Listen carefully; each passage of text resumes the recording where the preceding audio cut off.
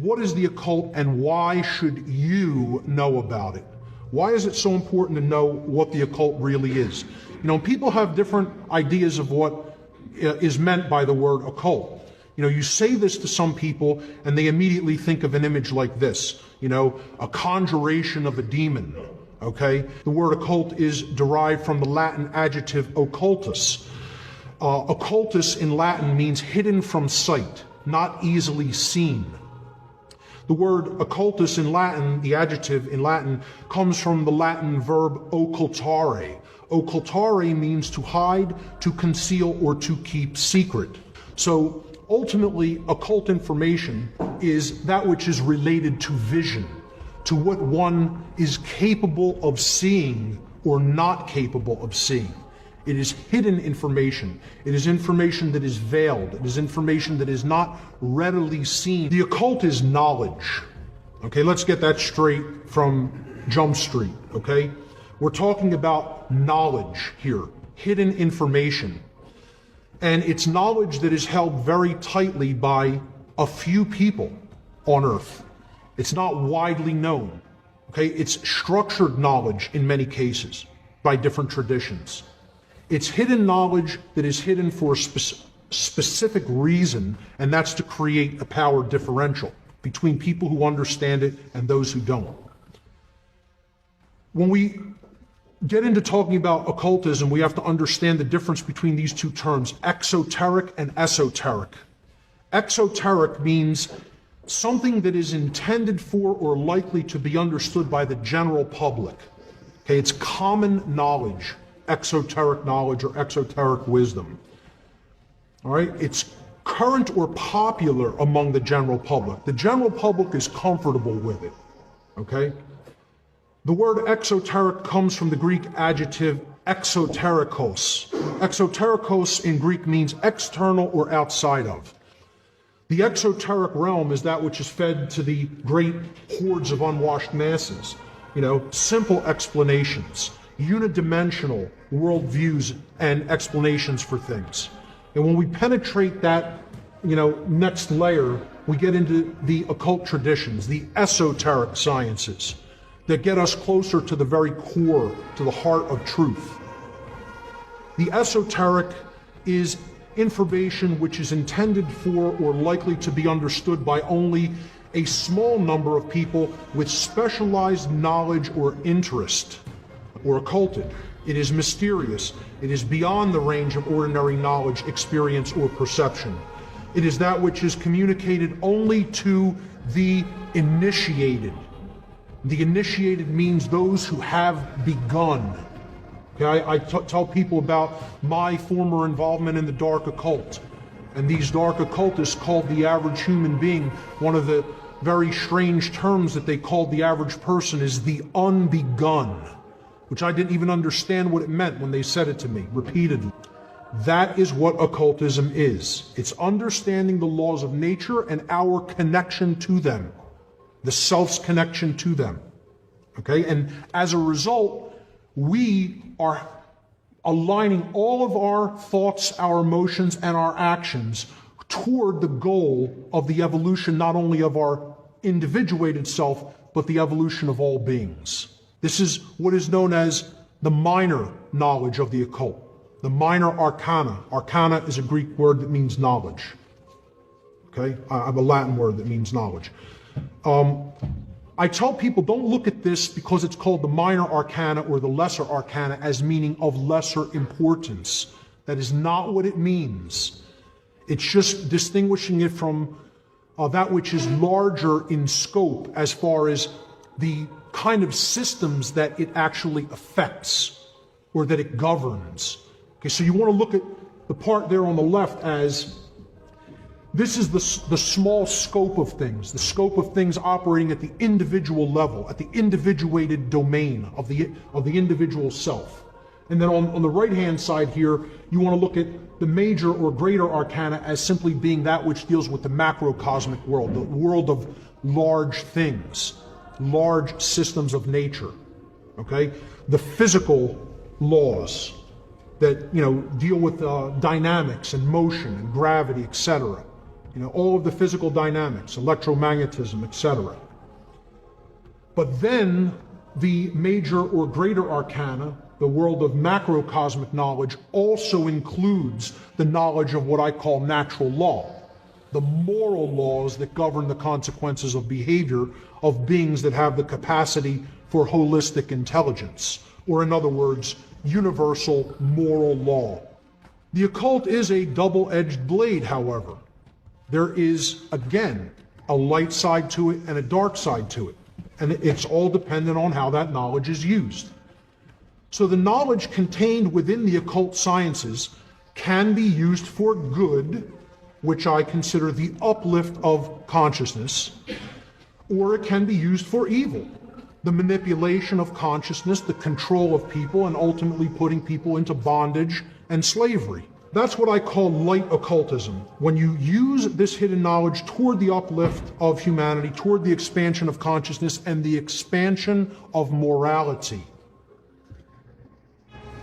So the other way of using it is for manipulation, control, and the suppression of consciousness. And if this knowledge is used in that methodology, then I refer to it as dark occultism or sorcery.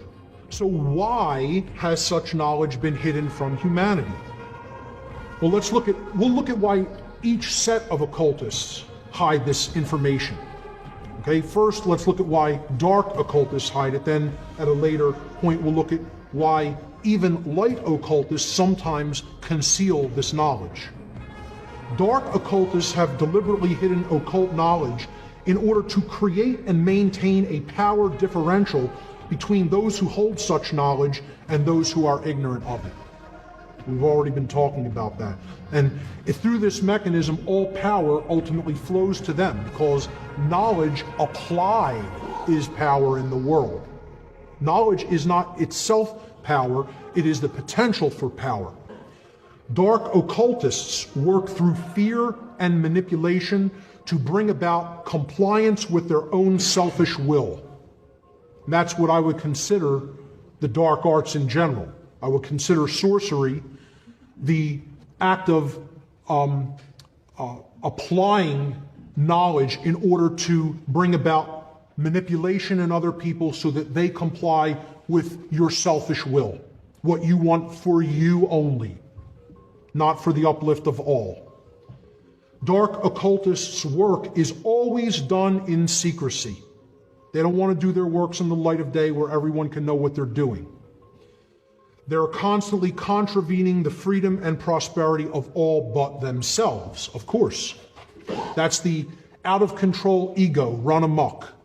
The pure left brain, modality of consciousness, without the balance of the sacred feminine, compassionate, creative right brain. If you think the spiritual domain is not where you are at now because you're in the physical domain, you're mistaken. If you think that the spiritual domain is someplace other than the physical domain, you're also mistaken.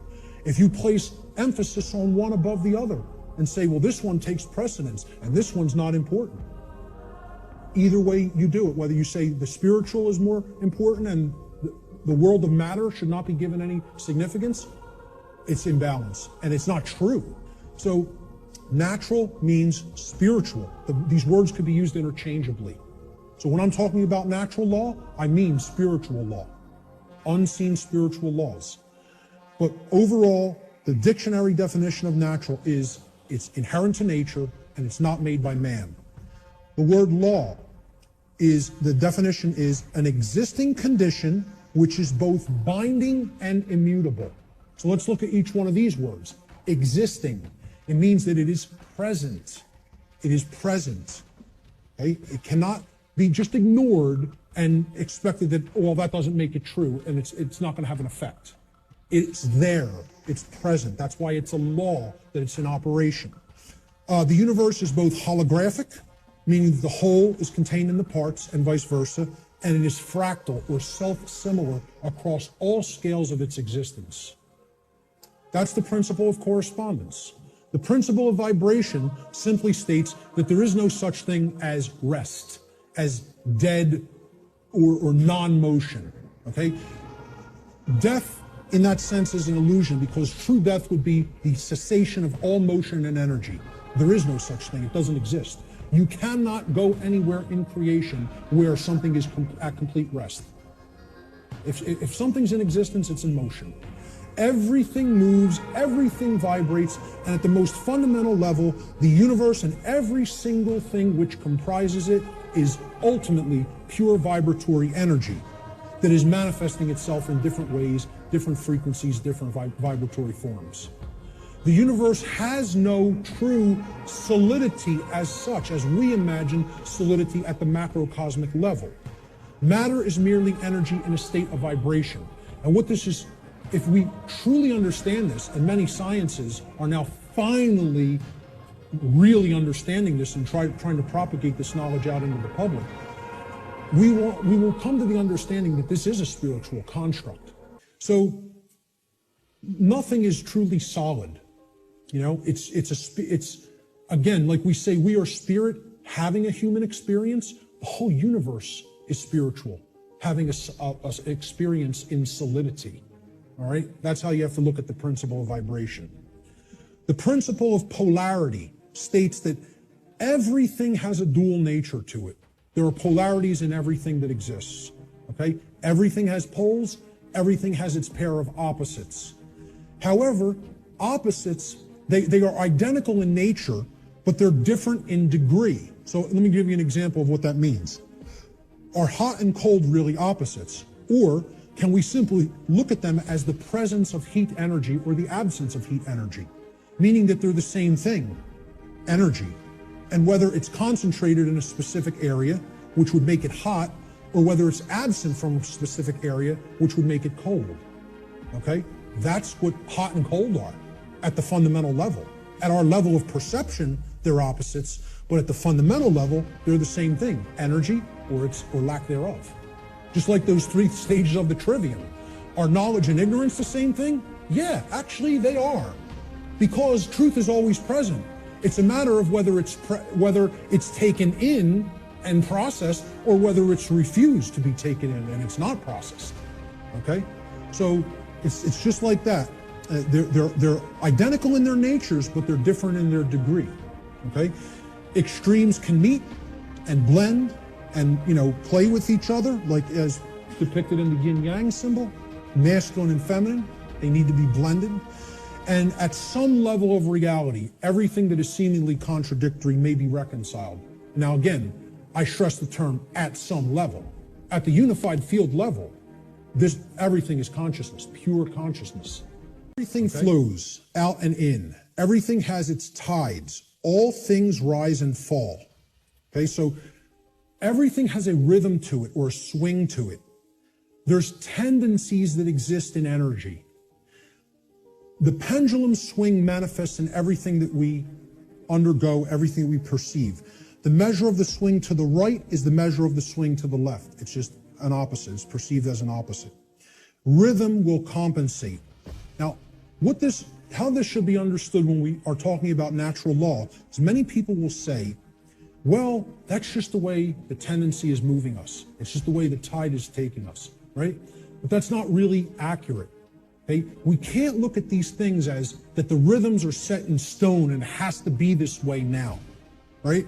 One of the things that a lot of the Hermetic tradition taught regarding these laws, these principles, were they can be overcome by higher levels of consciousness. Okay? This one was one of them. Rhythm is a principle that is a tendency for something to swing a certain way. Let's liken it to genetics. You know, if you look at some newer biology, a lot of modern biologists are suggesting consciousness plays into whether a gene activates or not and expresses a certain condition. Well, this is the same way. There's something that can be done about the swing or the tide. That simply states that every cause has its effect and every effect has its cause. Every single thing that occurs happens according to law. All right? Chance is a name for law, a law not recognized. There are many planes of causation, but nothing escapes the law. So again, is there free will? Yes, there is free will. But is there free will to ignore law without consequence? No, there is not. That's the limit of free will. Free will is operating within boundary conditions that I'm referring to as natural law. It's a series of laws, actually, okay? Free will operates within these parameters or boundary conditions that cannot be exceeded or gone beyond without consequence. Oh yeah, you can break natural law. Yes, you can break it, but you cannot break it without consequence. I ask people, just tell me, what are the ways you could ever make yourself known to any other being? How can any other being come to know who you are in this incarnation, in this physical manifestation? How could they possibly come to know you? How could you manifest yourself or make yourself known to them? And there's only three ways: thoughts, emotions, and actions. Okay? And I would say speech falls into the line of the combination of thoughts and emotions. It's a neutral force. You don't look at your thoughts as masculine or feminine, do you? But you do look at them as creative forces. In order for anything to manifest in the physical domain, it had to first exist as a thought.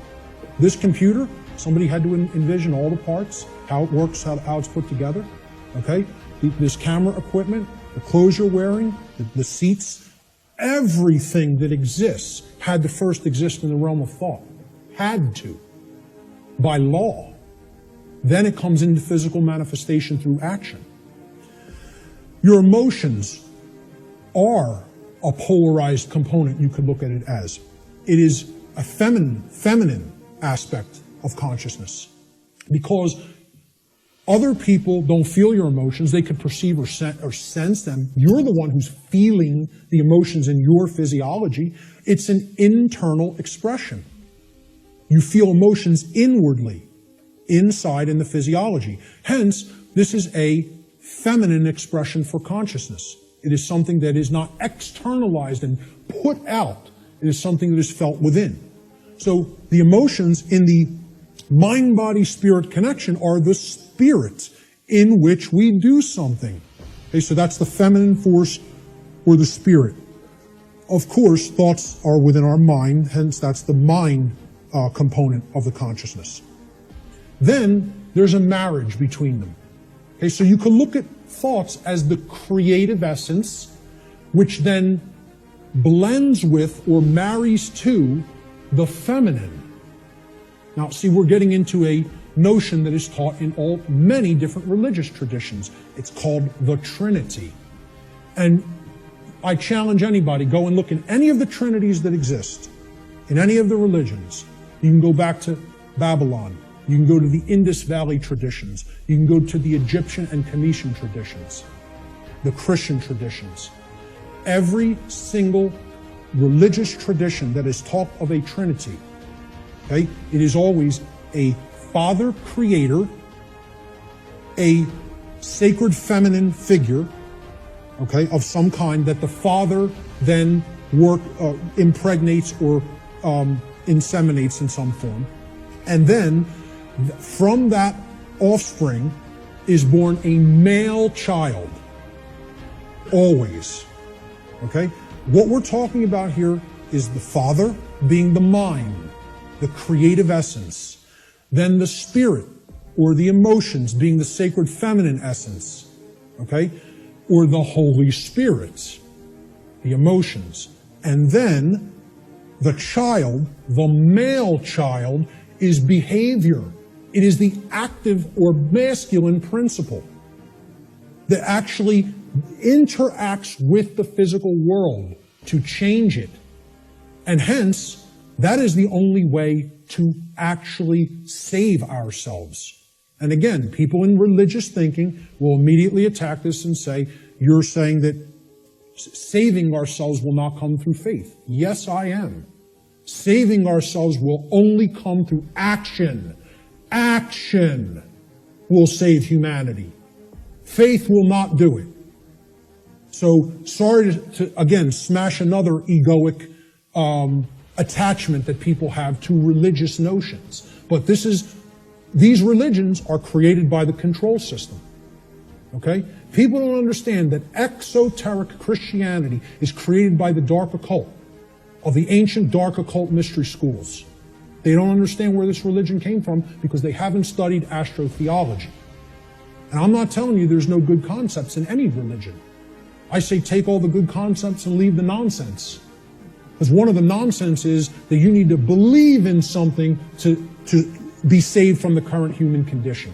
You don't need to believe in a thing. You need to know the truth. And right in their own religion, there it is. Let me just stay on this for a moment, because in their own scripture, the exoteric Christian scriptures, what is the one prescription that the Christ figure gives to the people when he is asked about freedom? He's only asked about freedom like once in the Gospels, okay? In the words attributed to his teachings. And they want to know what will save us, what will make us free, and what is his prescription? No, that is not. There's something missing there. You're close. What is the actual saying?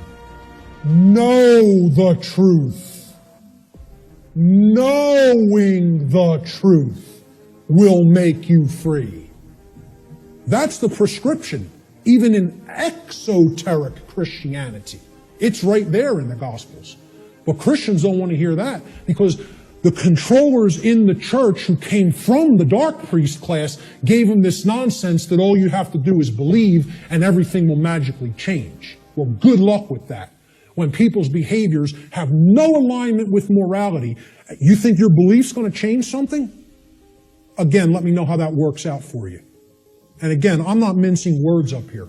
You know, I'm telling it like it really is. I don't care who it offends.